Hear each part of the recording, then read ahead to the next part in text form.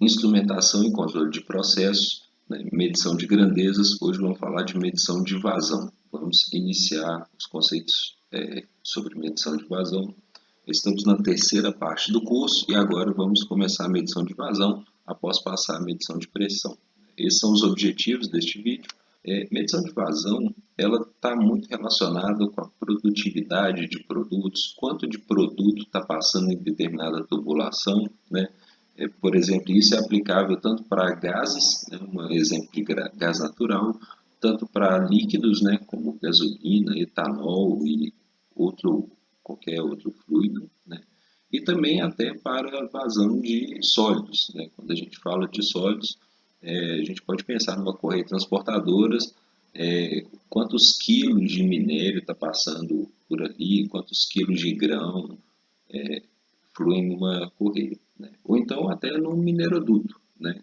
Que você tem uma polpa de minério ali, né? Que está fluindo algumas toneladas de minério por hora, por dia e assim por diante, né? Então vazão é muito importante para fazer esse balanço da produtividade, do quanto que está fluindo de material de processo. Eu vou conceituar dois principais tipos de vazão, né, que é a vazão volumétrica, né, que a gente vai falar de unidade de volume por unidade de tempo, né? Aí, por exemplo, litros por segundo, metro cúbico por hora e assim por diante. E vazão mássica é quando a gente não quer saber o volume, mas a gente quer saber a massa que está passando, né? Igual, como eu disse anteriormente, tonelada por hora, quilograma por segundo e assim por diante, né? Diferentes aplicações terão diferentes interesses, né? Bom, vazão volumétrica ela pode ser calculada de duas maneiras. A primeira é fazendo o volume por unidade de tempo, né? Então, a gente fixando um volume de fluido numa tubulação, por exemplo, né? Quanto tempo que esse volume leva para passar num determinado ponto da tubulação, né? Então, a explicação é mais ou menos essa. E no sistema internacional, essa vazão volumétrica é dada em metro cúbico por segundo, né? Então, a gente pode pensar um volume em X metros cúbicos, quantos segundos ele leva para passar pela tubulação, né? Outra forma de calcular a vazão volumétrica é a gente pensar numa determinada área, né, numa determinada área da seção transversal, né, e pensar a velocidade que esse fluido está correndo ali dentro da tubulação, né. E a gente fazendo velocidade vezes a área da seção transversal, a gente calcula a vazão também, né. Note que velocidade é metro cúbico por segundo e a área da seção transversal, se for dada em metros quadrados, por exemplo, isso vai chegar nos mesmos metro cúbico por segundo que tínhamos do lado esquerdo dessa tela, né? Então, são duas formas para calcular a vazão, né? Isso vai ter diferentes implicações na medição de vazão. Tem medidores, por exemplo, que medem basicamente a velocidade dentro do fluido, né? Do fluido no ponto da tubulação, e aí a gente precisa saber a área transversal. Tem outros medidores que já partem por essa fórmula aqui da esquerda, né? Na ideia de volume mesmo. Vamos fazer primeiro um exercício aqui, só para exercitar. E esse exercício aqui fala também da equação conhecida como equação da continuidade, que é o seguinte: considerando um fluido incompressível, incompressível significa que ele não pode expandir nem ser comprimido, né? Sabendo que a velocidade V1, velocidade nesse ponto aqui, 1, né? Ela é de 2,78 metros por hora, né? E que os tubos são de 4 polegadas, então aqui a gente tem um tubo de 4 polegadas, com área interna dessa aqui, e um tubo menor de meia polegada, né, com área interna dada por isso aqui, né. Aí pergunta qual que é a velocidade V2 do fluido, qual que é a velocidade no ponto 2, né, qual que é V2. A gente pode aplicar a fórmula dos dois lados, né, a fórmula velocidade vezes a área do lado direito, velocidade vezes a área do lado esquerdo, né. E como que a gente analisa isso para uma tubulação com fluido passando, né, com fluido fluindo ali dentro da tubulação? A gente pode colocar que a vazão ela é a mesma, né? Se a gente calcular a vazão no ponto 1, ela será igual à vazão no ponto 2, né? ela será igual porque ali no meio o fluido não vai se comprimir nem se expandir, ele é incompressível. Então a gente pode igualar esses dois lados da equação e achar a relação de V1A1 com V2A2. Né? Então vamos fazer isso, né? Igualando as duas vazões, né? Expandindo a fórmula, V1 vezes A1 igual a V2 vezes A2, e a gente chega nisso aqui, né? Rearranjando a fórmula, a gente consegue calcular V2 pela razão entre as áreas das seções transversais vezes V1. Né? Então, a gente pode pegar aqui essa área aqui, que é 7263 milímetros quadrados, dividido pela área de A2, né? 141 milímetros quadrados. Né? Isso tudo vezes V1, né? Que é 2,78 metros por hora. Note que as unidades de área, elas só precisam ser as mesmas, né? Que elas vão se cancelar. E o resultado disso aqui vai ser dado em metros por hora. Né? Então, fazendo essa conta, dá 143,2 metros por hora. E a gente consegue achar a velocidade V2. Né? Então, note que quanto menor a área, mais rápido será a velocidade de escoamento do fluido. A vazão volumétrica ela pode ser dada em diferentes unidades, né? Então, metro cúbico por hora, metro cúbico por minuto, metro cúbico por segundo, que é do Sistema Internacional. Essas aqui são muito utilizadas na indústria petrolífera, por exemplo, né? Galão por minuto, barril por hora, barril por dia, né? E outras unidades, né? Pé ao cubo por hora, pé ao cubo por minuto e assim por diante. Né? Então, mais uma vez, saber utilizar uma tabela de conversão de unidades é essencial nesse curso. Bom, e vamos falar de vazão mássica. Para a vazão mássica, a gente calcula unidade de massa por unidade de tempo. Né? Então, a gente vai pensar em quantos quilos está passando por determinado ponto da tubulação, por unidade de tempo, por segundo, por hora, por dia e assim por diante. Né? No Sistema Internacional, quilograma por segundo. Né? E eu faço uma ressalva aqui da relação, aqui à direita, né? Da relação entre vazão mássica e vazão volumétrica. Né? Então, vazão mássica W, vazão volumétrica Q maiúsculo. Né? Se a gente conhecer a massa específica do produto que está passando, né? Lembrando que massa específica ou densidade, né, é a massa sobre o volume, né, a gente consegue relacionar a massa com o volume. E da mesma forma a gente consegue relacionar a vazão mássica com vazão volumétrica. Né? Então a gente chega à conclusão que a vazão mássica ela é dada pela densidade, né, vezes o volume por unidade de tempo. Né? Volume por unidade de tempo a gente sabe que é vazão volumétrica. Né? Então, a gente chega a essa conclusão aqui, né? Que a vazão mássica ela pode ser calculada a partir da vazão volumétrica, basta multiplicar pela densidade do produto que está passando. Né?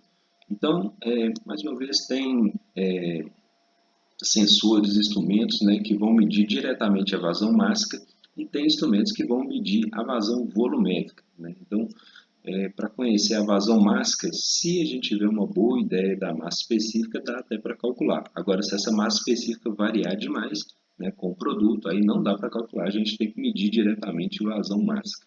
Né? Então, essas são algumas unidades de medida de vazão mássica e vocês, mais uma vez, é importante saber utilizar uma tabela de conversão de unidades. Né? Aqui a unidade do Sistema Internacional, quilograma por segundo, né? E vamos fazer um exercício aqui de exemplo. Né?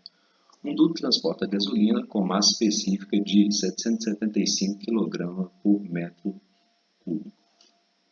Tem sua vazão volumétrica medida em 0,27 metro cúbico por segundo. Então, está pedindo a vazão mássica no duto em tonelada por hora. Né? Bom, então a gente tem a massa específica e a gente tem a vazão volumétrica. Né? Então, dá para a gente relacionar as duas unidades, né?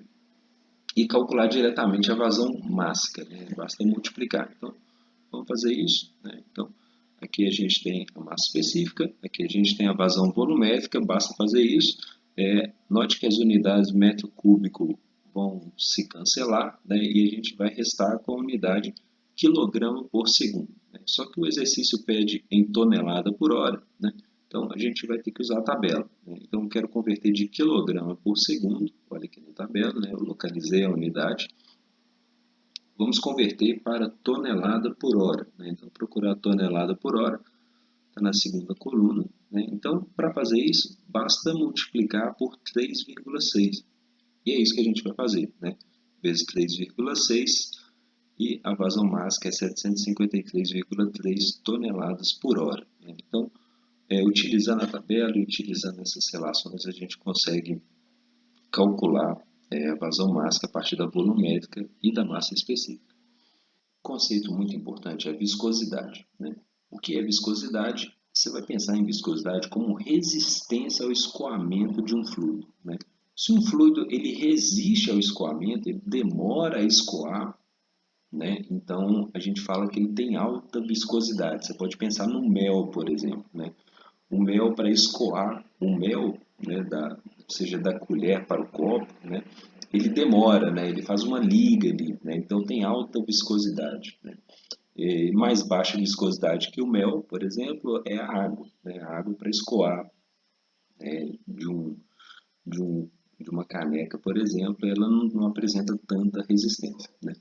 E fluidos viscosos, eles provocam uma perda de carga adicional, né, e, contudo, vai influenciar também na medição de vazão, que é o nosso interesse aqui. Né? Note no exemplo abaixo de fluidos com alta viscosidade e com baixa viscosidade. Então, note que o perfil de velocidade muda muito. Né?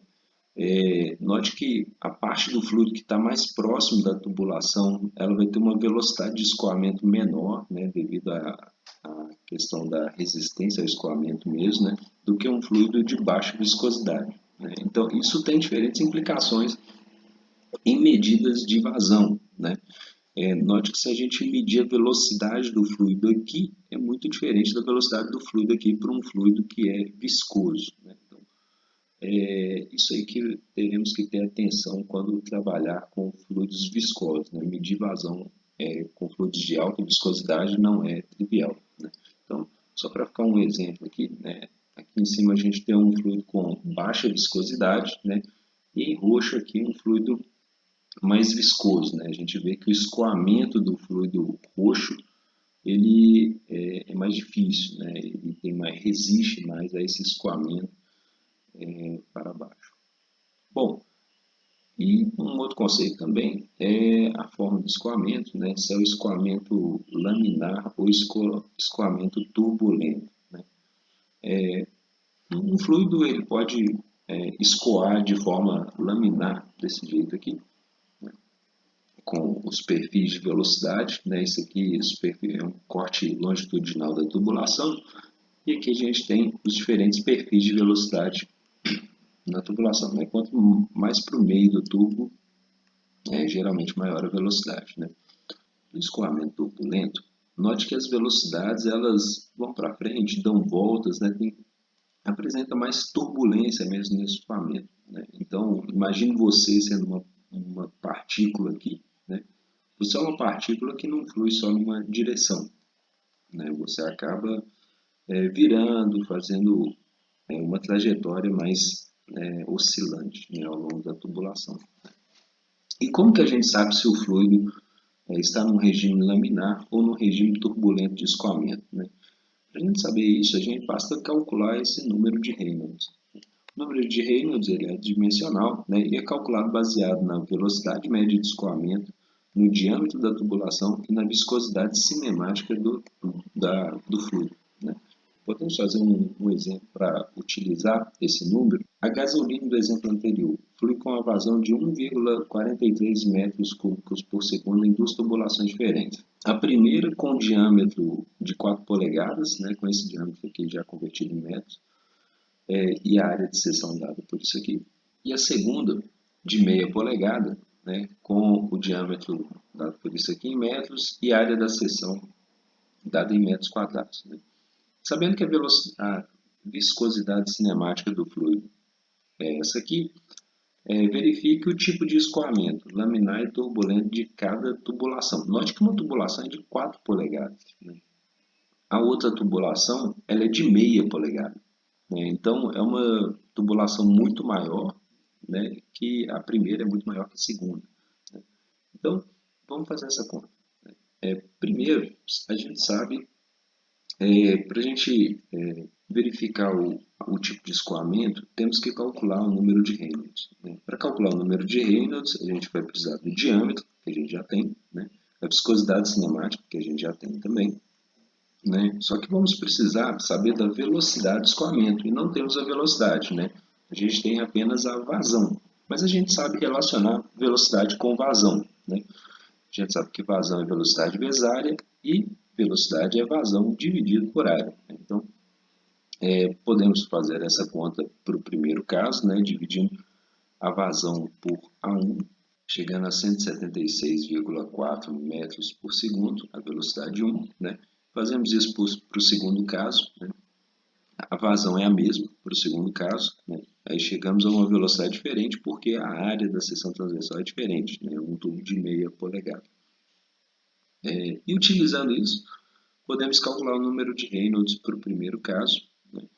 Então, fazendo essa conta aqui, que é utilizando o diâmetro, utilizando a viscosidade e utilizando a velocidade que acabamos de calcular, chegamos no número 2.240. Né? Note que nessa tubulação, então, temos um número de Reynolds menor que 2.300. Né? Então, na tubulação, a gente tem um escoamento laminar na tubulação. Já na tubulação 2, o número de Reynolds, aqui é 2, então, o número de Reynolds deu acima de 4.000. Né? Acima de 4.000 é um regime bastante turbulento. Né? Então, na tubulação 2, que é uma tubulação mais fina, o regime de escoamento aí, ele é turbulento. Né? Então, feche com esses exercícios. Muito obrigado. Até a próxima.